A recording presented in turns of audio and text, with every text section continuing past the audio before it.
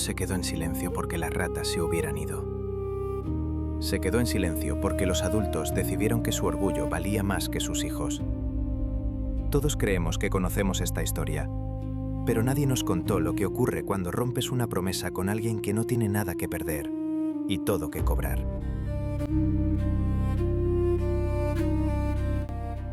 El año de la plaga, el aire en Amelín sabía a muerte. No eran solo ratas, era una marea negra que brotaba de las grietas de las casas y de los corazones.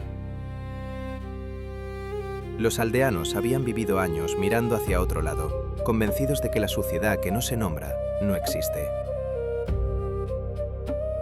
Estaban equivocados.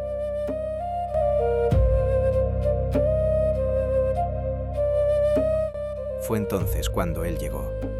No caminaba, parecía deslizarse entre las sombras.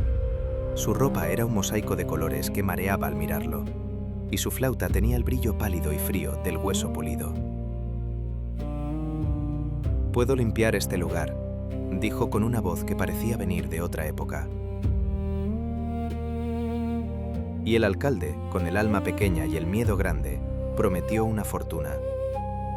Ese fue el primer error. Creer que puedes contratar a alguien para que limpie tus pecados y luego simplemente darle la espalda.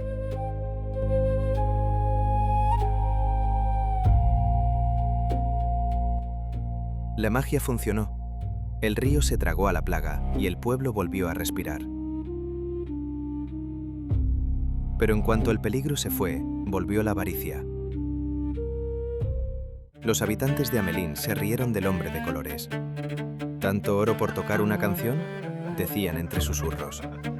Decidieron que el flautista era prescindible, que el poder de un hombre se mide por su moneda y no por lo que guarda en su aliento.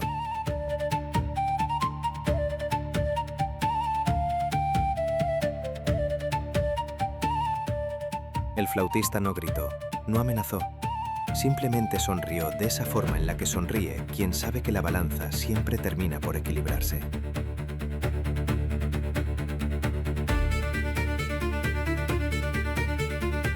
Regresó al amanecer, cuando la neblina aún oculta la verdad.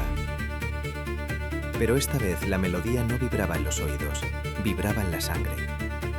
Los adultos quedaron paralizados, pegados al suelo por una fuerza invisible, convertidos en estatuas de su propia mentira.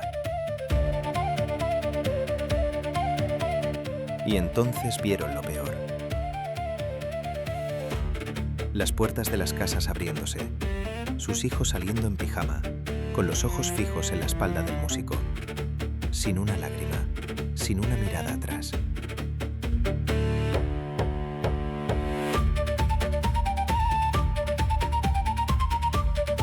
Cientos de pies pequeños marcando el ritmo de su propia desaparición. Los siguieron con la mirada hasta la montaña de Koppelberg. Vieron cómo la roca sólida se abría como una boca hambrienta. El flautista entró primero, y tras él, la alegría de Amelín se extinguió para siempre. Lo último que se escuchó no fue la flauta, fue el sonido de una carcajada infantil que se cortó en seco.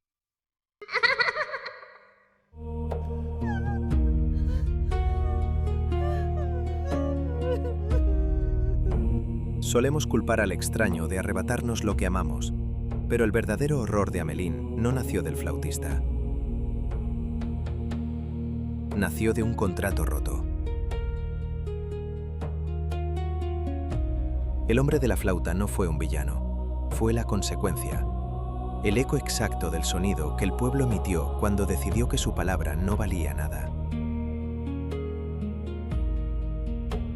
Existe una ley silenciosa que no entiende de súplicas. La justicia no siempre llega con estruendo.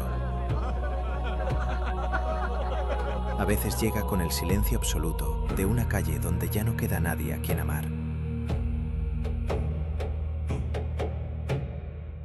A ti, que me escuchas a media voz, ¿qué promesa llevas rota en el bolsillo, esperando que nadie venga a cobrarla? Te leo a media voz.